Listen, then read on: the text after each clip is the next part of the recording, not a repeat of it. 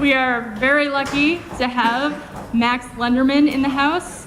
He is the founder and CEO at School, a purposeful creative agency based in Boulder, San Francisco, and New York City. He was previously executive creative director at MDC Partners, The Arsenal, and director of Outeractive at Crispin Porter Bogusky, where he led the multinational agency's experiential practice. As an author, his first book titled Experience the Message, How Experiential Marketing is Changing the Brand World, was a Business Book of the Year finalist and has been cited as the best book on experiential marketing, which sounds like a pretty good thing. His latest work, Brand New World, How Oligarchs, Paupers, and Pirates Are Changing Business, and I'm pretty sure I mispronounced that first one, has been translated into 5 languages. Max is a lecturer at the University of Colorado's Boulder Digital Works, a visiting professor at Solvay Business School, a leadership board member at Project Worldwide, a founding board member of the International Experiential Marketing Association, and a fervent supporter of Arsenal AC. So, without further ado, your last speaker tonight, the amazing Max Lenderman.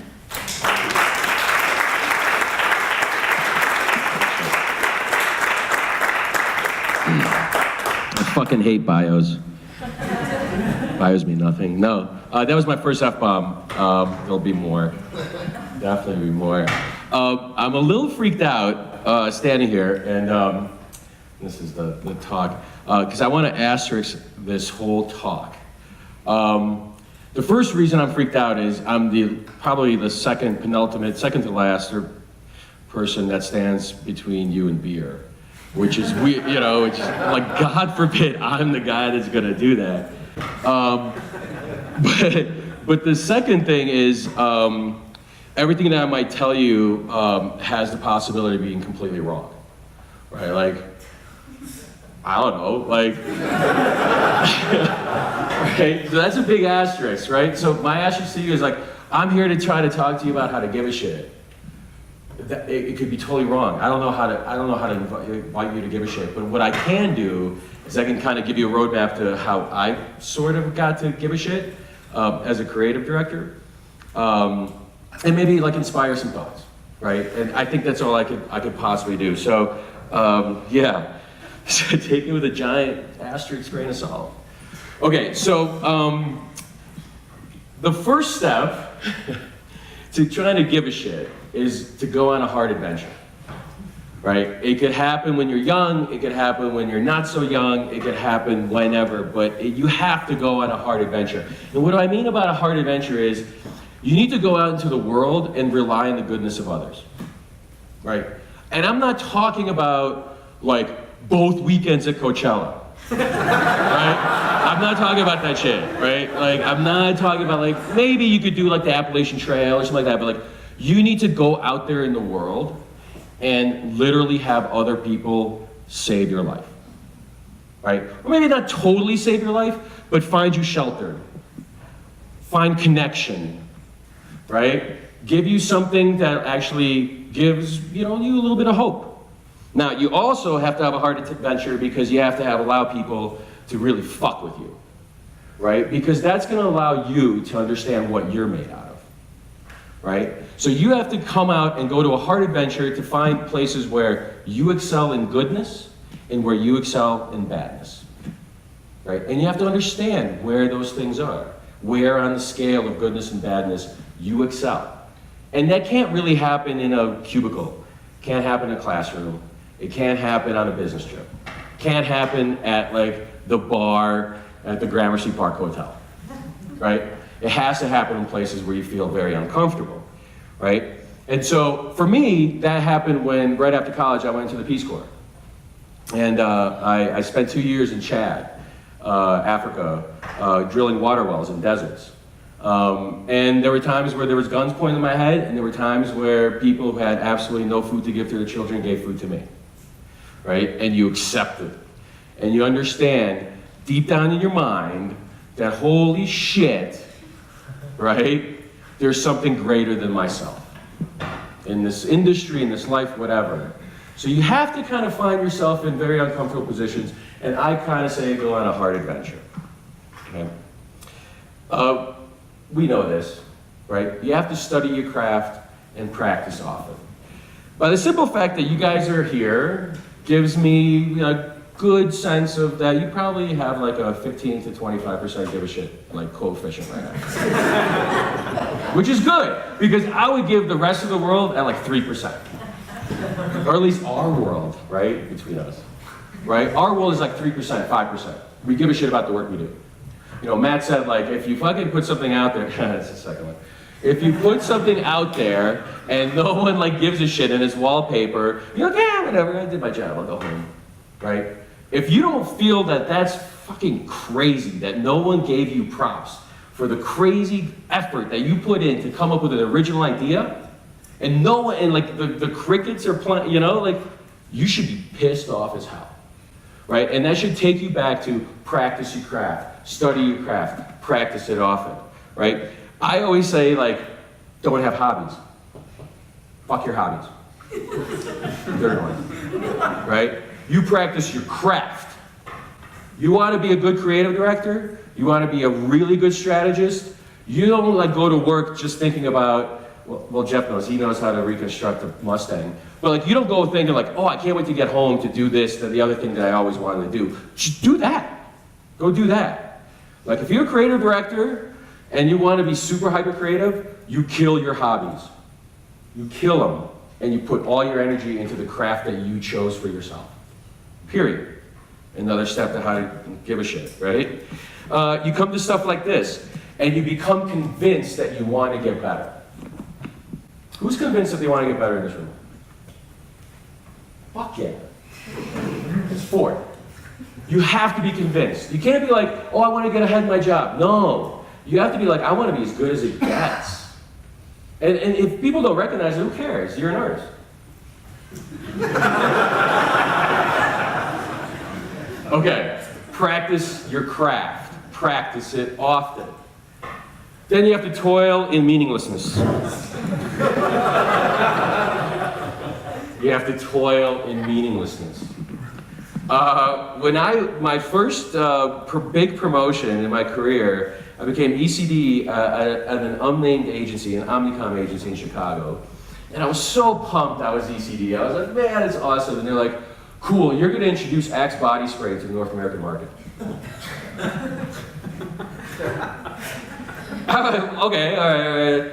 Axe body spray's like mantra, their like reason to believe is helps guys win in the mating game. Like that was like what I worked for 4 years. Like we had like Cuban car washes, we had like, you know, like the shower gel was like how dirty boys get clean. And like I came up with that tagline and I was like, that is genius. I'm like, fuck. Oh shit. And then I had like a daughter and I'm like, fuck again. And then I had another daughter, I'm like, I gotta quit. Like I can't work on this account anymore. I can't be in like Broland, you know, like these dudes just like, I can't get in there. But you toil in meaninglessness. As a creative director, you do. You know, at Crispin, like, fuck, does anyone really care how fat, like where in the processing line their pizza is?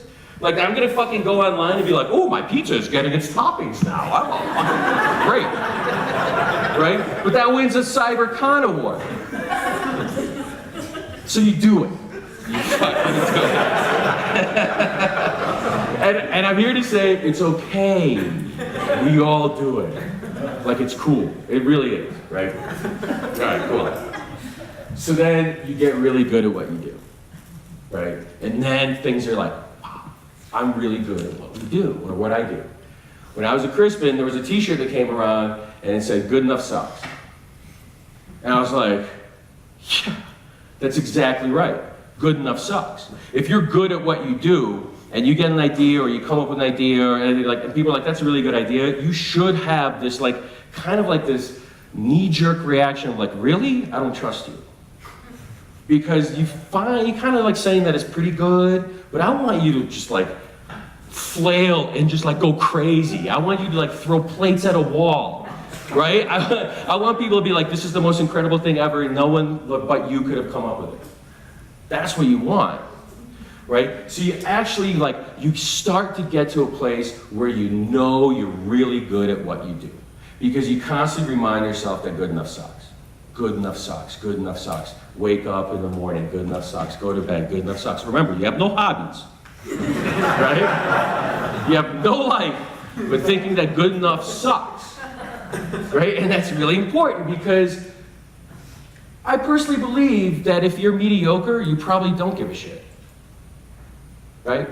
Like, if you kind of like feel like you're good, you don't give a shit. How can you give a shit about high order stuff if you don't give a shit about the things that you put out there every day? About the relationships that you create with your clients, the relationship that you create with your creative teams, your account directors.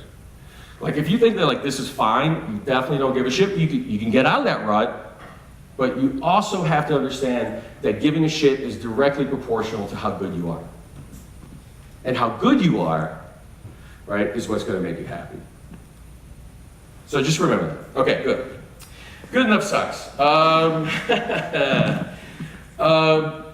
Then you find out that notice that being really good and toiling in meaninglessness does not align.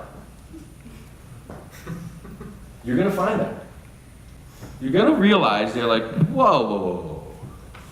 There's like really good stuff that I'm capable of. And yet there is all this stuff that I do. Right? And so like the juxtaposition of being great at something, but being great at something that has no meaning is gonna fuck you up. You will not sleep. You will not eat. You will kick puppies. You'll be angry. Sometimes it's good to be an angry creative director. It's sometimes fun, you know? But you carry on for more than a year like that, you'll get fired. And you probably won't do it ever again. But you know, but the point is like, greatness sort of supersedes meaninglessness, right? So if you get really good at your craft, if you get really good at what you do, then you probably are going to start thinking naturally like, why am I doing this? Right? There's this whole thing about never lead with what, always lead with why. If you're good, you'll get to that question. If you're not, you probably won't. But for the future of the world, and for future generations of this like society and the globe, I hope you ask your question every single day, am I great? Probably most of the time you will say no. But asking that question will also directly lead to the point of, am I doing something meaningful? So you're going to find in your career that being really good and toiling meaningless does not align. So then you have to choose. And I had notes like on everything, and on the choose slide, it's fucking empty. Like, I have no fucking advice to give to you on that part. You can choose to be great, right? You can choose to be meaningless and probably rich, or you can choose to do something completely new, right? And there's a hybrid of all those things. But that's the one thing that I would never be able to tell anyone. I could only tell you how I came about doing that, right? And I came about like figuring out, how do I give a shit about the work that I do? How do I truly give a shit about the work that I do? Because I look at myself in the mirror really often. Shoot, take really long showers. I'm serious. You know, like, I don't know if you guys have this, but like I have this like 20, 30 times a day, where I'm just like, in my head, I'm like, Jesus fucking Christ, Max, did you really just fucking do that? Right? And most of the time I just leave it at that, and sometimes I'm just like, let's have this fucking conversation. All right, right? Like, don't give up on those conversations, those internal conversations. Like, have a fucking argument with yourself. You know? Be like, you know, like, yeah, I did that shit. Yeah, I did it. But I did it because of this, right? Or I can't believe I'm such a dick. Why am I such a dick? Well, you're a dick because you probably like can't express yourself properly and you have like huge egos. You know, like, have those conversations. Like, be the counterpoint. Be like the best friend to yourself.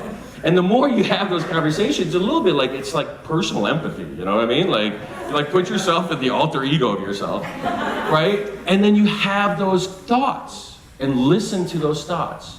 Listen to when you tell yourself why you did something. Like, those are incredibly great roadmarks on not only being a great creative person, but being a good person, right? And so, like, look yourself in the mirror. Don't forget the conversation. I started an agency called School 2 years ago because I was in the shower, and no, that's not why. We were a shower company. But I remembered a moment in time when I was in the Peace Corps, when I had a hard adventure. And I was in the Peace Corps, and I had just these people that came to me, and we had like a really hard time communicating. It was in the middle of the desert, and there was gunfire, and I was like, and it came to me in the shower, and all of a sudden I had the conversation with me. It's like, why do I not think about things like this anymore? Why am I thinking about Cuervo, right? And how to sell more tequila in the shower. And I realized something in that shower. I continued the conversation. Well, I don't because I want to make money and my family's happy here. And, you know, I'm working for Crispin and they're fucking awesome. And the people I love there and all this stuff. And then you just have this conversation in the shower. You keep talking. And then it came to me. I said, well, why can't I have all that and still have a mission? Why can't I do something good for the world? Have exactly everything that I just said, but do it better. Well, better is a wrong word. Do it gooder. Right? And so we started an agency called School where we partnered with an organization called Pencils of Promise. And so we build schools in developing nations, in Guatemala, in Ghana, in Laos. And in our P&L, instead of spending a bunch of money like chasing awards or throwing a lot of cash at creative directors out in New York or LA, we put all that kind of like retention and acquisition money into building schools, right? And so it was a simple conversation I had in the shower that changed I wouldn't say life, but my career forever. Because in that shower, I realized the power of giving a shit, right? Because I did understand the world. I was good at my craft. I did toil in meaninglessness. Like all those things were actually happening, and I went, bam. I'm going to look at myself in the mirror constantly. I'm going to reevaluate what I do constantly. And the big thing that happened in that shower is I realized that there's an awesome power in working for others. And I don't mean working for your clients. You got to work for your clients, right? And I don't really mean working for your colleagues. Like, we're cool, everyone likes each other, but like, you know, everyone goes home. Right? And I thought it was like working for my family. So I was like, oh, I'm working for my girls, like their future. Right? I'm working hard for that. But there's a huge ambivalence for that because they're like, Daddy, come home, don't work so hard. Like, hang out with us.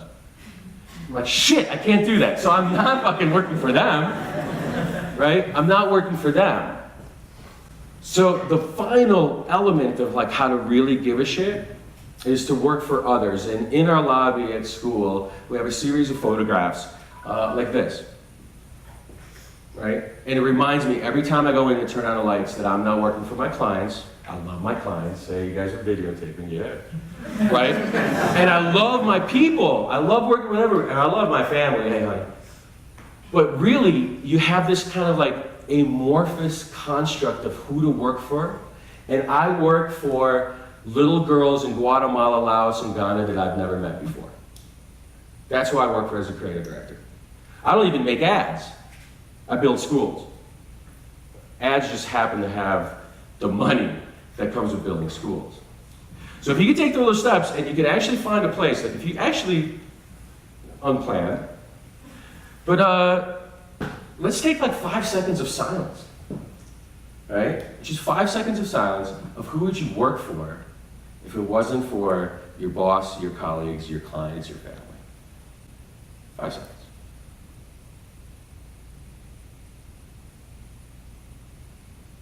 You're on the road to giving a shit. Thank you so much.